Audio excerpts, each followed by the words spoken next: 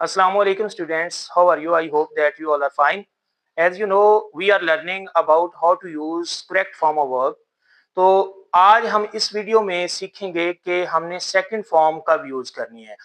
Students एक बात ध्यान में रखिएगा कि जो वर्ब की सेकंड फॉर्म होती है हम उसको डिसाइड नहीं कर सकते। कोई भी मैं वर्ड लिखता हूं जैसे कुक्ड है, तो ये वर्ड जो कुक्ड है ये सेकंड फॉर्म है या थर्ड फॉर्म है। We can not decide here whether it's second form और थर्ड फॉर्म। हम इसको डिसाइड कब करेंगे ये सेकंड फॉर्म है या थर्ड फॉर्म है, तो हम इसको सेंटेंस में देखेंगे। आपको पता है कि थर्ड फॉर्म से पहले हैव फैमिली से कोई ना कोई वर्ड जो है वो होना जरूरी है। उसकी फर्स्ट फॉर्म हो सकती है हैज हैव, या उसकी सेकंड फॉर्म हैड हो सकती है पास्ट परफेक्ट, और इसी तरह will shall have third form हो सकती है फ्यूचर परफेक्ट। तो हमने थर्ड फॉर्म से पहले जो है वो कोई ना कोई हैव फैमिली से या कोई हेल्पिंग वर्ब लगाना है, और अगर हेल्पिंग वर्ब नहीं लगेगा तो फिर वो सेकंड फॉर्म है। अगर इससे पहले मैं कोई हेल्पिंग वर्ब नहीं लगाता तो फिर ये सेकंड फॉर्म होगी, और अगर इससे पहले सेंटेंस में, और अगर इससे पहले कोई हेल्पिंग वर्ब लगा होता है तो फिर it means it's third form, फिर ये थर्ड फॉर्म है। तो आइए हम सीखते हैं कि हमने सेकंड फॉर्म को यूज कब करना है। सेकंड फॉर्म को यूज हम करते हैं पास्ट सिंपल टेंस में। किसमें? Past simple tense, past simple.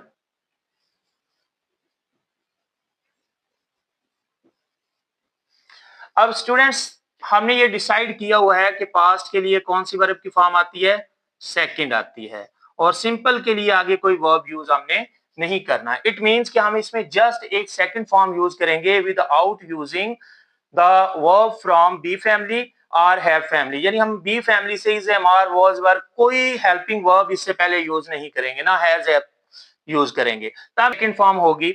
हम इसको पहले जो है वो सब्जेक्ट लिखते हैं, जैसे कोई भी सब्जेक्ट हम लिखेंगे उसके बाद फिर टेंस आता है। सब्जेक्ट प्लस टेंस का नाम आएगा। टेंस सब्जेक्ट कोई भी हम ले लेते हैं, दी shopkeeper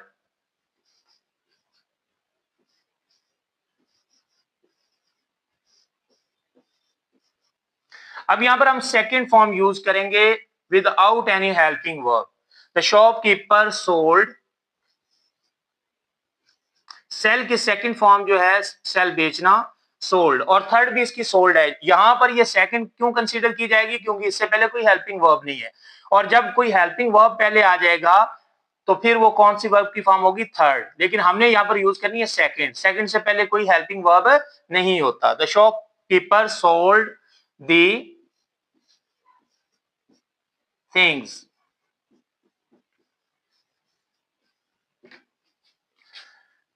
we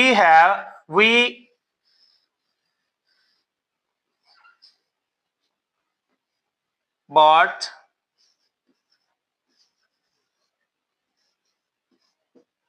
a new house। we bought a new house। Buy की second form buy, bought, bought, तो हमने यहाँ पर सेकंड फॉर्म यूज किया, और सेकंड फॉर्म से पहले कोई हेल्पिंग वर्ब हमने यूज नहीं किया। क्यों नहीं किया? क्योंकि पास्ट के लिए सेकंड फॉर्म है, और सिंपल के लिए और कोई वर्ब हम यूज नहीं करेंगे। ना हम बी फैमिली से यूज करेंगे, ना हम हैव फैमिली से यूज करेंगे। तो इस तरह ये इसका स्ट्रक्चर बनेगा। और अगर ये इंटेरोगेटिव है या नेगेटिव इसका बनाना है तो फिर हम क्या करेंगे, डिड लगाएंगे और आगे जो है वो फर्स्ट फॉर्म यूज करेंगे। मसलन मैं इसका ही नेगेटिव बनाता हूं तो ये होगा वी। आपको होता है मेन वर्ब से पहले हम हेल्पिंग वर्ब लगाते हैं, जबकि सिंपल टेंस प्रेजेंट सिंपल और पास्ट सिंपल का कोई हेल्पिंग वर्ब अपना नहीं होता। तो फिर हम डू को जो एज ए बारो करेंगे हेल्पिंग वर्ब, क्योंकि हमने नॉट लगाना है। नॉट जो है वो बगैर हेल्पिंग वर्ब लग नहीं सकता, तो हम बारो करते हैं। डू की सेकंड फॉर्म अब हम यूज करेंगे। जो सेकंड फॉर्म हमने यूज करनी है वो इमीडिएट जो वर्ब हम यूज करेंगे सब्जेक्ट के बाद उसकी करनी है। तो डू की सेकंड फॉर्म हम यूज करेंगे डिड। We did not. अब चूंकि हमने एक सेकंड फॉर्म यूज करनी है, पास्ट के लिए एक सेकंड फॉर्म होती है, तो वो हमने ये एक सेकंड फॉर्म यूज कर ली है। अब उसके बाद हम सेकंड फॉर्म यूज नहीं कर सकते। अब हम क्या लिखेंगे, वी डिड नॉट बाय। अब मैंने उसकी फर्स्ट फॉर्म लिखनी है, we did not buy a new house. इसी तरह अगर हम इसका इंटरोगेटिव बनाते हैं तो इंटरोगेटिव में क्या होगा, डिड जो है वो शुरू में हम लगाएंगे, बिगनिंग में, डिड वी। सिमिलरली हम जो है अब फर्स्ट फॉर्म ही यूज करेंगे क्योंकि हमने सेकंड फॉर्म डिड यूज कर लिया डू की। Did we buy a new house.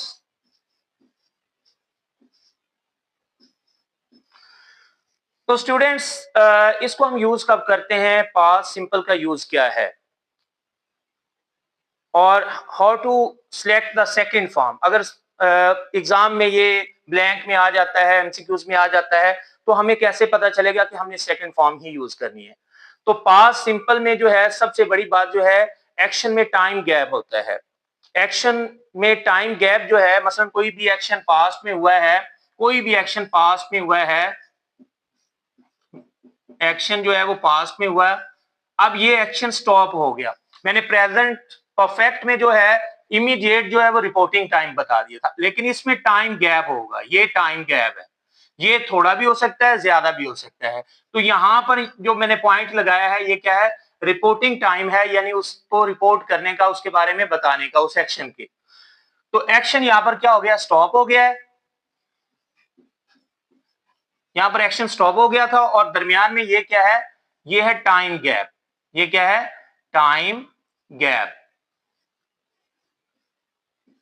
अब ये टाइम गैप जो है ये कम भी हो सकता है, ज्यादा भी हो सकता है, इसकी कोई लिमिट नहीं है। लेकिन टाइम गैप होगा, एक्शन को स्टॉप होने के बाद कोई टाइम का गैप आएगा, उसके बाद जो है ये एक्शन जो है वो रिपोर्ट किया जाएगा। अब यहां पर ये जो पॉइंट है ये मैंने क्या बताया था, टाइम ऑफ स्पीकिंग या टाइम ऑफ रिपोर्टिंग है। टाइम ऑफ स्पीकिंग या फिर रिपोर्टिंग टाइम है, रिपोर्टिंग टाइम।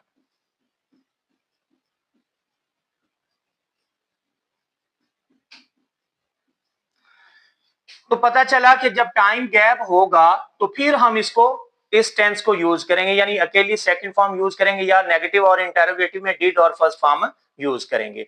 अब वो टाइम गैप को शो करने वाले कुछ एडवर्ब्स हैं जो हमें इंडिकेशन देंगे, एग्जाम में हमें पता चलेगा कि we have to use second form, कि हमने सेकंड फॉर्म ही यूज करनी है। वो कुछ वर्ड जो है वो टाइम गैप वाले मैं यहाँ पर लिख देता हूं। टाइम गैप को शो करने वाले ये कुछ वर्ड्स जो हैं वो बताएंगे, जैसे कि अगो का वर्ड है, अगर सेंटेंस में अगो आ जाता है तो हमने सेकंड फॉर्म यूज करनी है। अगो आ जाए, लास्ट आ जाए, लास्ट भी ये शो कर रहा है कि काम जो है last night, last year, last month, last day, तो इसका मतलब है कि उसमें टाइम गैप आ गया। 3 months अगो, 2 days अगो, 5 minutes अगो, अगो जो है वो वर्ड क्या शो कर रहा है, टाइम गैप को शो कर रहा है। इसके अलावा यस्टर का वर्ड है, यस्टरडे, यस्टर नाइट, और इसके अलावा कौन सा वर्ड हो सकता है जो हमें टाइम गैप जो है वो शो करे, जैसे अगो है, लास्ट है, यस्टर है और प्रीवियस हो सकता है,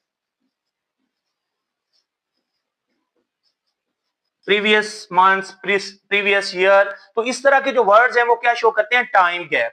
जब टाइम गैप हो, एक्शन में टाइम गुजर चुका है और अब हम बता रहे हैं या उसके बारे में आप रिपोर्ट कर रहे हैं, आप लिख रहे हैं, तो उस वक्त हम कौन सी वर्ब की फॉर्म यूज करेंगे, सेकंड फॉर्म यूज करेंगे। और सेकंड फॉर्म से पहले कोई हेल्पिंग वर्ब यूज नहीं होता। तो ये था पास्ट सिंपल टेंस या फिर सेकंड फॉर्म का जो है वो यूज। अगर आपको समझ आ गई है दैट्स फाइन, अगर आपको समझ नहीं आई टाइम एंड अगेन इस वीडियो को देखें, और फिर भी अगर आपकी कोई कंफ्यूजन हो तो आप मुझे मैसेज करें, आप मुझसे जो है वो इसके बारे में पूछ सकते हैं, मैं आपको रिप्लाई करूंगा। Thank you, have a nice day.